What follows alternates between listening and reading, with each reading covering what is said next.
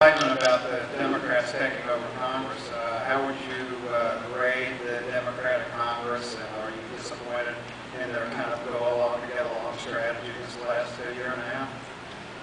Well, that was their strategy last year. Things have changed this year, and you can sense that, right? It started, I mean, the whole Iraq stuff was a disaster. It was handled so poorly, the supplemental bills. But things started changing when Chris Dodd, Republicans were demanded retroactive immunity for telecommunication companies that spied on us, that spied on Americans, illegally, in the name of so-called national security. The law was very clear in how those companies were allowed to spy on Americans, and it's very reasonable, very sensible guidelines. The Bush administration doesn't believe any rules apply to them, so of course they ignored them, and the telecommunication companies went along, broke the law. So now Bush and the Republicans wanted to immunize those companies for law breaking, and it was going to go through. I mean, it was going to happen. It was, we were screaming at our end, but there was nobody that was willing to really take on the issue because they were afraid of being labeled weak on national security. This is sort of the root of all evil in our caucus, is this fear of being labeled weak on national security. So what happened is Chris Dodd, who was running for president, kind of threw a Hail Mary, right? He had nothing else going for him. He decided to get some attention by filibustering this bill. And nobody thought it was going to work, and it worked, right? The Democrats backed off on the bill, Republicans, and said, okay, we'll deal with it next year, which was a huge, because it allowed us time to organize, whip, and eventually, after much fighting, it passed in the Senate. But in the meantime, we got the House to do a bill without the immunity. So now they had to reconcile. The House went back, looked at the Senate bill, rejected it after, again, much work and whipping. And so now it's back to the Senate. And now Harry Reid and the Democrats in the Senate are starting to realize, like, if you really think this is essential for national security, then pass the bill without the retroactive immunity, for this amnesty for telecom companies, and then we'll deal with that separately. But of course, that's not what the Republicans want. And that was a dramatic change. And what happened, and what really did it, was the foster race, the foster overwives.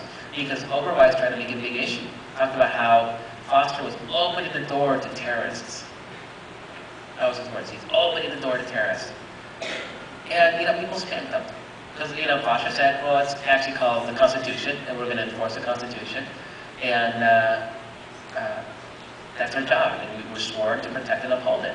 And people responded to that. And when Democrats saw, oh, we're not going to lose an election over this issue, then suddenly they're acting like, they're all tough and shit. But it took that. And that's why that victory was so important. And that's why some of these victories are really so important. And, it was great, because after the House passed the FISA bill without the immunity, you had all these challengers like Dan Seals up here, passed, press releases, bragging about it, saying, I will also do the same thing. We weren't getting that last year. And so we're gradually, this is kind of our job, is to slowly, painfully move the caucus forward. In 2006, Democrats did not want to talk about Iraq. Rahm Emanuel, who was running the House effort for the Democrats, did not want to run on Iraq. And it took the Senate race in Connecticut. We're like, oh wow, people actually care about this issue. Because it said they wanted to take the issue off the table. I mean, we heard this like 2002 we heard it, 2004 we heard it. We'll take the issue off the table and we'll run on economic issues. And the people, economic issues are important. Healthcare is important. These things are important. But the Iraq war was really, was critically important. And it's a key differentiator between us and them. When people are trying to make up their minds, if you talk about the economy, what does the Democrat say? I'm for a strong economy and jobs. And then the Republican will say, well, I'm for a strong economy and jobs. And so how do you differentiate? People don't know what the plans are. They don't care. It's complicated, confusing, boring. But they know that one guy wants out of Iraq and the other one wants to stay in Iraq for 100 years. That's a different story. And that's how we've won races like, Foster Overwise. It's how we're going to win this race in Louisiana, which is why the Republicans are kind of loose, because they're going to get killed on Iraq down there. And it's how we're going to make big gains this fall. It's creating that distinction. And every time we win one of those political battles in those elections, those Democrats that are either watching or are elected in those elections realize man, they can scream all they want about weak on national security, and nobody believes them. Because everybody knows what's up. Everybody knows that the war's a screw up, that the Republicans are behind it, and they want us home. They don't care if we lose. They don't even, at this point, well, no, winning with dignity or withdrawal with dignity, or they want to lose, right?